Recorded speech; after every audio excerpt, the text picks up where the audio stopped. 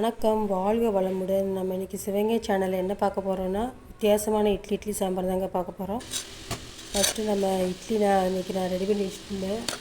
மாவு வச்சு நம்ம இட்லி ஊற்றியாச்சு. இட்லி குக்கரை தாங்க ஊற்றிருக்கோம். அதை டக்குன்னு ரெடி பண்ணி வச்சுட்டு அந்த பக்கம் நம்ம சாம்பாருக்கு நம்ம ரெடி பண்ணலாம். ஊற்றி ஒரு 5 மினிட்ஸ் வச்சா நம்மளோட இட்லி குக்கரில் வச்சோம்னா ஒரு 5 நிமிஷம் கூட ஆகாதுங்க. நம்மளோட சூப்பரான இட்லி ரெடி ஆகிடும். இந்த இட்லி ரெடி ஆகிடுச்சு. அதை எடுத்து வச்சுட்டு நம்ம இட்லி சாம்பாருக்கு என்னென்ன வேணுங்கிறத நம்ம பார்க்கலாம். குக்கரில் ஒரு 5 நிமிஷம் ஊற பண்ண பாசிப்பருப்பு போட்டுட்டு அதோட மஞ்சத்தூள், உப்பு, சீரகம் கொஞ்சம் போட்டுக்கோங்க.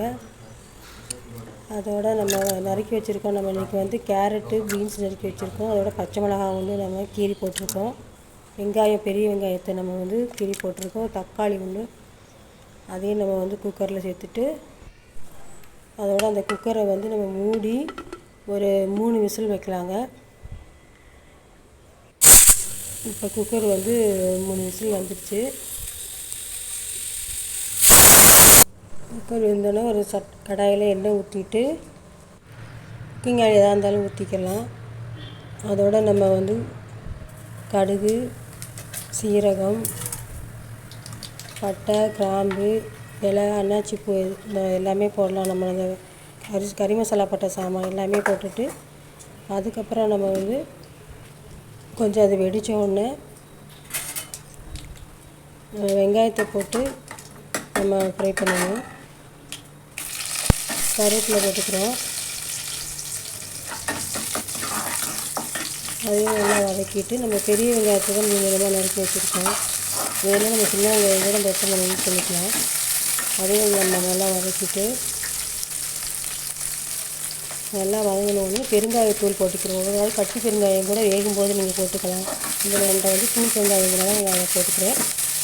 அதை நல்லா நம்ம ஃப்ரை பண்ணிக்கிட்டு அதுக்கப்புறம் நம்ம குக்கரில் விசில் நல்லா வேக வச்சுருக்கோம் பாருங்கள். அதை நம்ம ஒரு கரண்டி நல்லா மசிச்சு விட்டுட்டு அதை நம்ம அந்த கடாயோடு நம்ம சேர்த்துடுறோம்.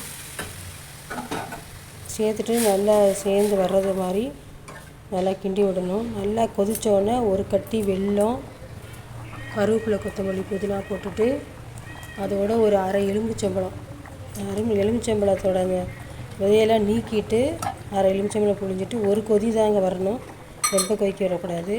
எலுமிச்சம்பழம் ஊற்றி ஒரு கொதி வந்தோடனே நம்ம நம்மளோட இட்லி சாம்பாரை அமர்த்திடணும். கடைசியாக ஒரு ஸ்பூன் நெய்யை ஊற்றி இறக்கிட்டு நம்ம சுட சுட இட்லிக்கு நம்ம இந்த இட்லி சாம்பார் பரிமாறலாம்.